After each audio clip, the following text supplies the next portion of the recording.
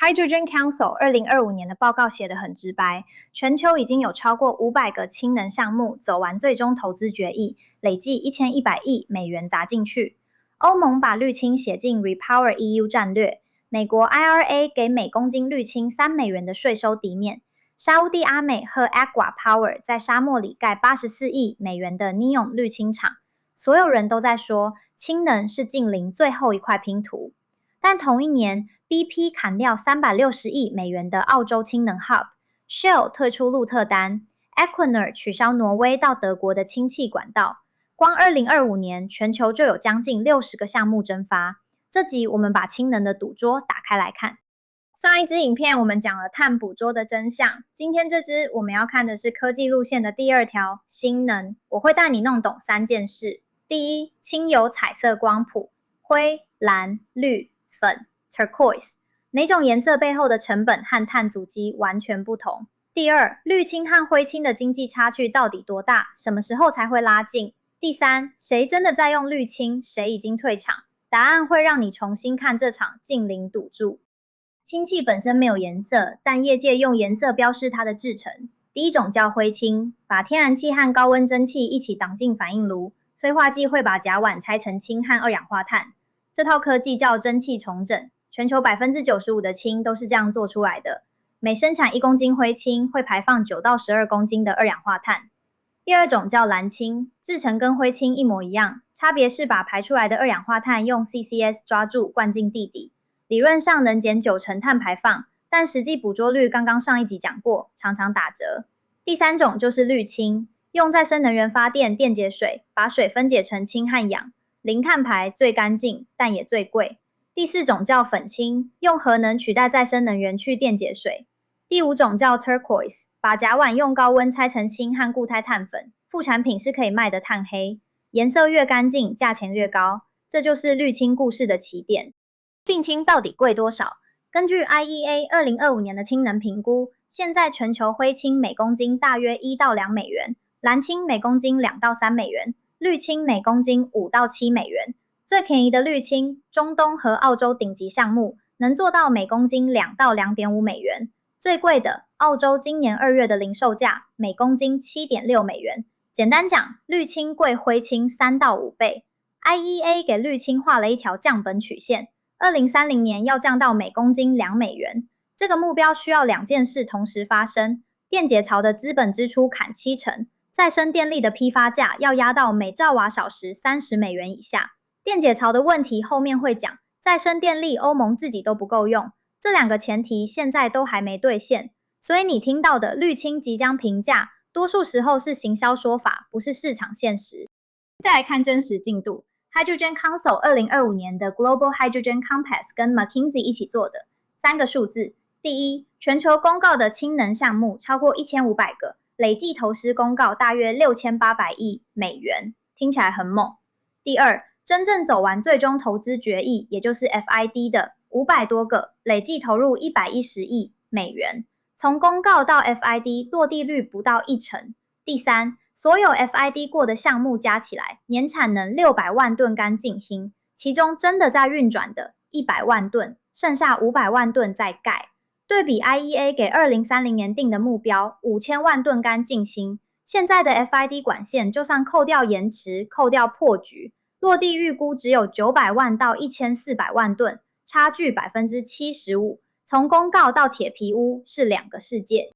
把镜头拉近，看3个区块在压的旗舰项目。先看欧盟 Repower EU 计划到2050年要砸进绿氢的累计投资需求。估计1800亿到4700亿欧元。沙烏地的 NEOM 绿氢厂虽然在沙烏地，但主要客户是欧洲，84亿美元。Air Products 与 ACWA Power 3方合资，整厂90%完工，预计2026年中发电，2027年首批氯胺出货，年产60万吨氯胺。西班牙 Iberdrola 的 Puertollano 站是欧洲第一座公约规模绿氢厂。HyDeal Ambition 是跨欧管道计划。目标到2030年提供每公斤1.5欧元的绿氢，目前还没 FID。再看亚洲，日本走氢社会路径，川崎重工已经造好全球第1艘液化氢运输船。韩国现代主推氢燃料电池车。再看美国 ，IRA 第45V 拓给每公斤氯氢$3的税收抵免，是全球最大手笔的补贴。能源部 DOE 在2023年公布7个氢能 Hub， 总补助70亿美元。但这里有个转折，2025年通过的 One Big Beautiful Act 把45V 抵免的截止日定在2028年1月。原本以为能撑10年的税收红利，剩3年。绿氢产业最大的真相是这条链卡在3个瓶颈。第一个瓶颈，电解槽制造产能。IEA 的数字，2024年全球电解槽制造产能大约38千兆瓦一年，听起来不少，但实际出货只有大约2000兆瓦，意思是工厂盖好了，没人下单。中国一家就占了将近60%制造产能，要达到2030年目标，全球年产能要拉到165千兆瓦，4倍以上，光靠补贴撑不出这条曲线。第二个瓶颈，再生电力供应。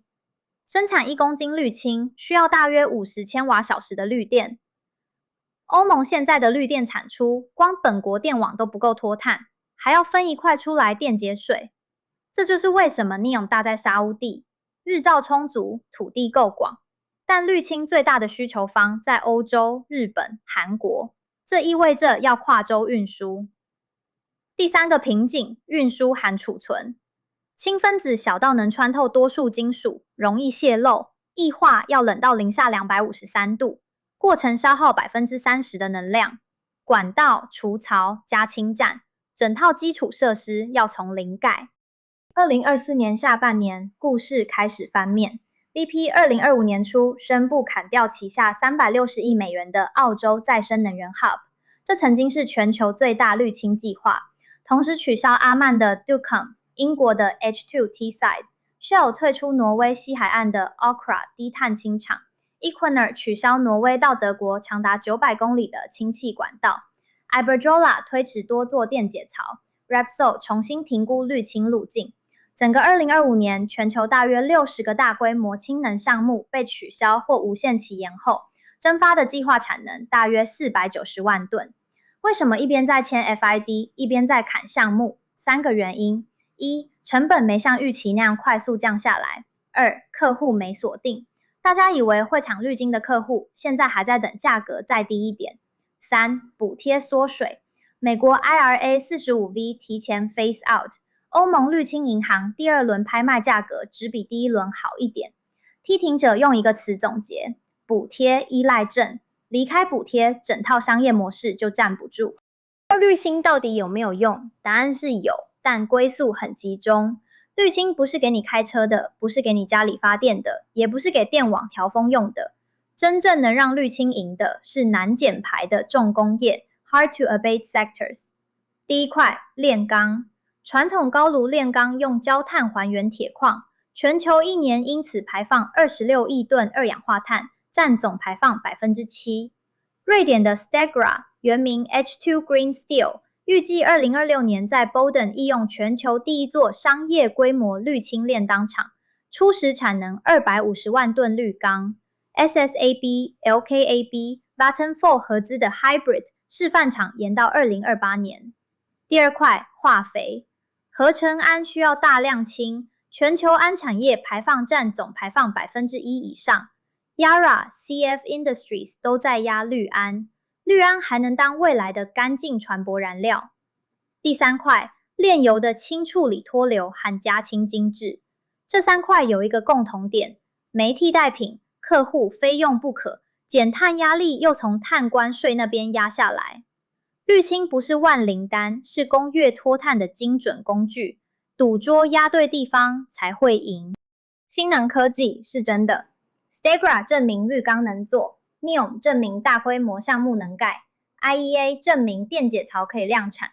但这场4G豪赌背后是2个你必须先看清的事实。第一，补贴是引擎，不是基础。美国 IRA 45逼2028年退场。欧盟绿氢银行第2轮价格还没站稳，项目跟着退潮。第二，赢家可能不在欧美，中东有日照，有资金，有港口；中国有电解槽制造，有规模成本。欧洲很可能变成绿氢最大的买家，而不是生产者。碳的时代系列5集到这里，碳的价格、怎么投资、碳关税、CCS、滤清，5条主线串起来，就是净零赛局正在重画的全球版图。哪些国家在押对赌注？哪些公司在退潮？你的投资组合该怎么选边站？这些问题的答案就在这5集里。如果这支让你对滤清、对净零赌桌有不一样的理解，记得按赞、订阅、分享给关心净零的朋友。我们是财经无界，下次见。